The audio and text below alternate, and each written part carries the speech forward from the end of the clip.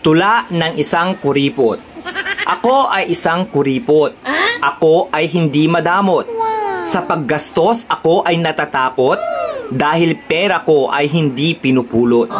Kuripot ako at ipinagmamalaki ko na hindi ako umaasa kahit kanino. Okay lang kung magkuripot man ako dahil pera ko naman ang sinisinop ko.